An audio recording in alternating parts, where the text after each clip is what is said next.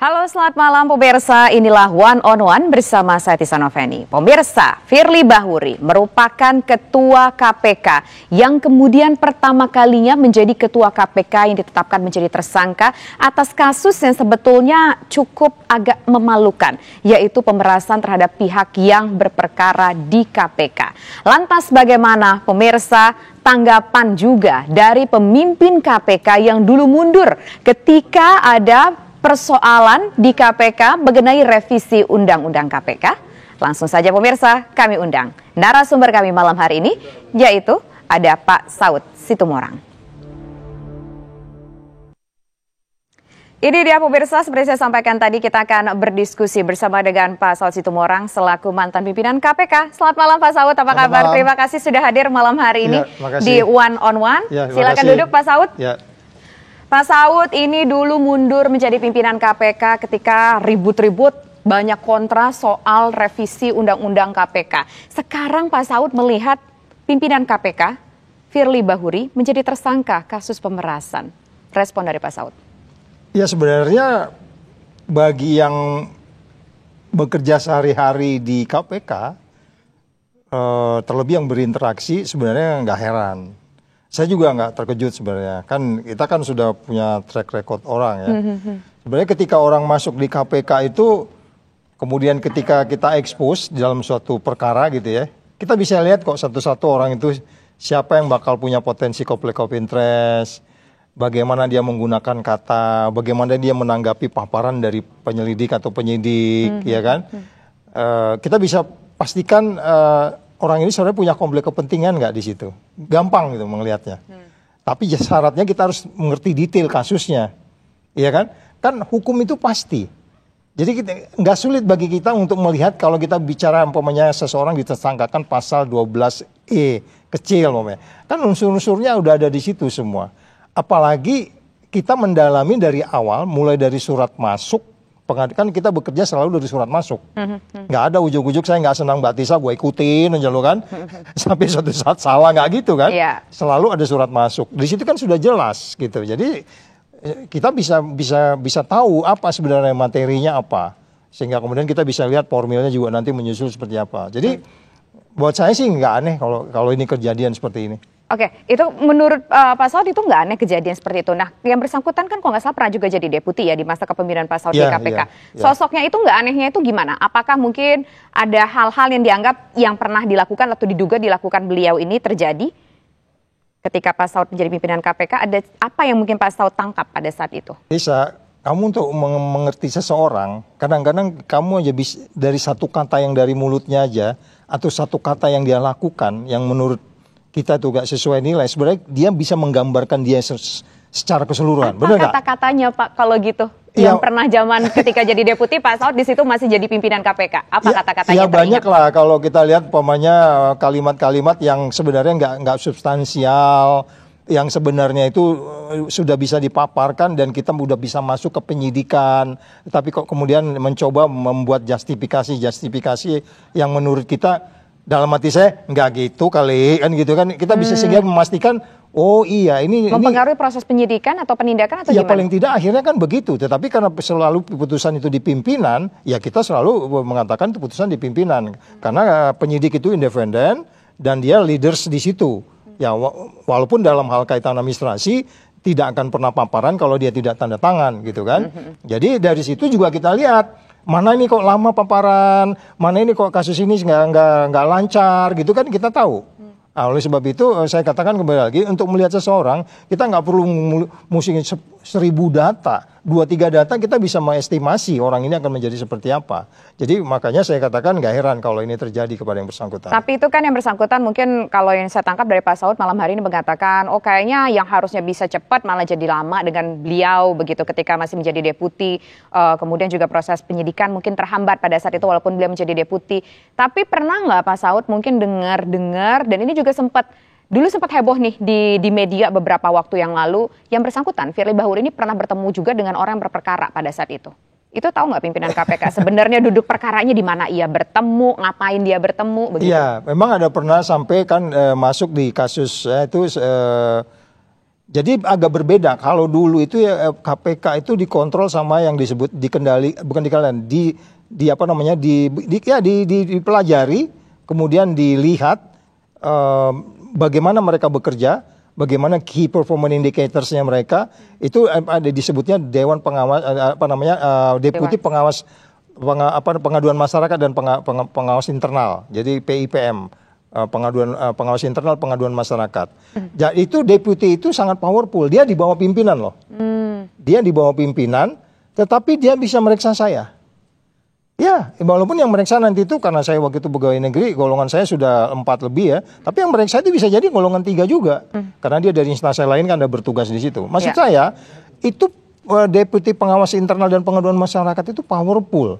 Dibandingkan Dewan Pengawas yang sekarang tidak di bawah struktur, tapi mereka nggak melakukan apa-apa, sehingga kemudian EBI ini terus melakukan kesalahan yang berkepanjangan. Jadi pertanyaannya adalah kembali lagi, kita melihat bahwa ketika itu kalau sempat ada satu peristiwa di mana menurut pasal 36 dia nggak boleh ketemu dengan orang lain, pihak berperkara dia melakukan itu, kemudian dilakukan sidang etik dan terbukti. Dan kita putuskan terbukti, dan itu jadi dasar juga bagi kita waktu itu untuk ngirim surat ke DPR, ke Komisi 3, bahwa yang bersangkutan ini mempunyai masalah. Itu pernah dilakukan ketika Oh iya, kita kirim. Waktu dia udah masuk 10 besar kan mau dipilih DPR jadi 5. Tapi bukan ketika masih menjadi deputi kan pada saat itu pertemuannya dengan ada beberapa nama begitu. Ketika itu apa yang dilakukan pada saat itu, Pak? Dia bertemu dengan pihak yang ada kaitan yang sedang kita tangani. Nah, IJIS itu nggak boleh kan, maka di sidang etik diputuskan dia bersalah, tetapi sebelum kita jatuhkan putusan, dia kembali ke instansinya gitu. Jadi sekali lagi saya mau mengatakan di sini bahwa Komisi Etik itu yang diawali oleh penelitian yang dilakukan pengawas internal itu sangat powerful di dalam meneliti segala tingkah laku orang di KPK. Dan itu tidak berjalan sekarang atau jangan-jangan udah nggak ada lagi? Ya memang deputi itu tidak berfungsi untuk itu lagi karena sudah ada pengawas internal Dewan Pengawas. Dewan Pengawas terdiri dari beberapa orang yang logika hukum, nalar hukumnya tinggi, tetapi kok kelihatan kurang tough di dalam memutuskan seseorang untuk mengatakan bahwa dia melanggar etik. Kan ada beberapa nilai di sana yang disebut sebagai integriti, sinergi, kepemimpinan, profesionalisme, keadilan. Ini kan nilai-nilai yang dilanggar oleh banyak pimpinan, termasuk seorang ibu yang kemarin sudah out juga kan gitu ya. Salah satu itu kan diantaranya mereka nggak bisa cepat memutuskan bahwa kamu melanggar ini, kamu kena begini gitu. Jadi mereka hanya Kenapa Pak lama mereka melakukan? Saya pikir mungkin analisis boleh salah. Memang mereka nggak staf kita dulu di dalam Dewan PIPM, Deputi PIPM itu pengawas internal pengaduan masyarakat, karena memang nilainya udah berbeda gitu. Dulu kan undang-undang KPK yang lama itu kita independen, jadi kita merasa sangat hati-hati untuk bertindak, hati-hati untuk melakukan sesuatu. Sekarang ini kan dia jadi kayak loose, jadi bagian dari pemerintah, sehingga kemudian kontrolnya juga ya dia kita bagian dari pemerintah biasa-biasa aja kali kayak begitu gitu. Dan terbukti sesuatu ini cuma sampai hari ini Dewan Pengawas itu nggak bisa memutuskan apa yang ditunggu sama mereka. Nunggu vonis dulu di Polri. Soal Firly ya? Iya. Padahal data mereka sudah akses loh. Saya dengar mereka diberi akses untuk melihat semua temuan data yang diperoleh di Polri. Silakan diakses.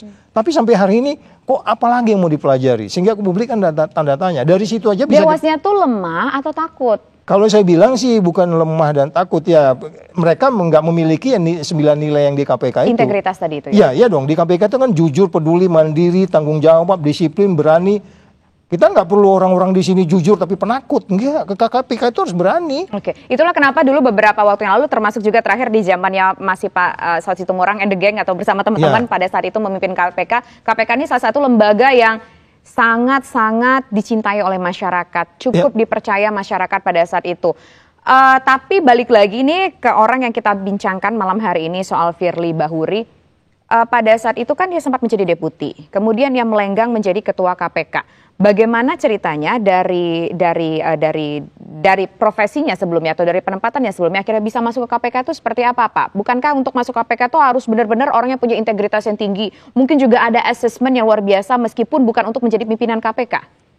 Iya, kan kalau dari instansi itu kan ada surat yang menunjuk bahwa instansi kami mengajukan ini ada nama beberapa. Baru setelah nama itu masuk kepada pansel, baru pansel kemudian melakukan penelitian. Itu 1 semester loh, Mbak Tisa. Itu 1 semester lama untuk tuh. jadi deputi waktu itu? Iya, penelitiannya itu 1 Kok bisa semester. lolos sih, Pak? Ya, itu makanya saya bilang, civil society udah ngirim surat, KPK udah ngirim surat, semua tanggapan-tanggapan pasti banyak lah. Nah, panselnya ini makanya akhirnya kan dipertanyakan orang, kenapa kok bisa lolos orang seperti ini? DPR sudah kita kirim surat juga, kok bisa lolos orang seperti ini? Nah, oleh sebab itu akhirnya kan kita melihat, ya begitulah kalau umpamanya politik sudah bermain di dalam penentuan pemberantasan korupsi. Akhirnya persoalannya adalah korupsi yang masih terus, dan manusia-manusia yang inkompeten itu masuk ke dalam. Jadi kalau udah korup dan inkompeten, udah kacau pasti negeri ini. Itu pasti. Oke. Ya. Nah, kalau melihat sekarang kondisi KPK, pimpinan KPK-nya seperti itu, kemudian kalau dulu juga sempat dilaporkan begitu, tapi responnya juga nggak ada. Awal-awal masuk kan juga sempat waktu itu kalau nggak salah soal helikopter ya, Pak ya? Yes. Ya, saya pernah di doorstop sama teman-teman. Saya ingat Agustus 2018. Kan dia masuknya itu 2019 ya. 2019 saya keluar tuh Oktober something lah, menjelang Desember. Saya katakan, Pak Saud ini gimana kalau negara kayak begini dipimpin oleh gini? Saya bilang, orang-orang yang tidak berintegritas itu nggak akan lama nasibnya di KPK. Umurnya nggak akan panjang. Ternyata benar. 2019, 2018 itu 2020 itu sudah ada masalah helikopter. Dia nggak paham 9 nilai di KPK itu nggak pernah dihafal sama dia. Bahwa jujur, peduli, mandiri, tanggung jawab, berani, sederhana, dia nggak ngerti, ya kan? Itu makanya saya katakan kembali di KPK itu ada detail-detail. Saya selalu permisah pasti bosen. Saya sama Pak Agus konferensi pers pakai batik lengan pendek. Padahal ketentuannya batiknya lengan panjang. Itu dipotret sama pengawas internal, dikirim ke kita, Anda melanggar. Jangan lakukan. As simple as that, Tisa. As simple as that. Itu cuma masalah baju ya padahal baju, ya. Itu tertulis. Pada zaman Pak Saud. Iya. Ya, makanya Pak Agus bilang, ini Pak Saud gimana? Udahlah Pak, ikutin aja gitu. Saya bilang begitu. Jadi maksudnya gini loh. Pintu masuk pemberantasan korupsi atau pintu masuk kecurangan itu kan pintu-pintu yang sangat kelihatannya sempit, kecil gitu. Tapi ketika Anda lengah di situ, ini berkepanjangan. Dan itu yang nggak dipahami oleh Dewas. Mereka nggak paham itu. Jadi dia bilang, oh ya oke, ini hanya soal helikopter, ya kan? Dia nggak tahu bahwa di helikopter kan banyak isu di belakangnya akhirnya. Isu siapa yang bayar. Dan ya katanya kan? menyediakan orang berperkara, apakah betul? Makanya jadi banyak kan. Jadi jangan lihat kalau isu sederhana itu jangan dilihat sederhananya, tapi di belakang sederhana itu banyak judul-judul lain gitu. Jadi kan ini kan 9 nilai ini kan hasil diskusi kita berapa lama. Kenapa mesti 9? Orang bilang tambahin lagi dong Pak Saud, 1 lagi amanah, yang 10 oke, tambah, boleh, nggak apa-apa. Tapi basically 9 itu dijadikan alat pegangan bagi siapapun yang datang ke KPK sehingga... Dan itu udah nggak ada lagi 9 poin itu ya? Ada, tetapi itu hanya di atas kertas. Tidak diimplementasikan begitu. Yes. Pak Saud kemarin dipanggil pihak berwajib, tapi untuk menjadi saksi ahli. Apa yang kemudian dikorek dari Pak Saud Situmorang ketika pemeriksaan tersebut? Kita jawab nanti Pak, usai jeda berikut. Kami kembali sesaat lagi.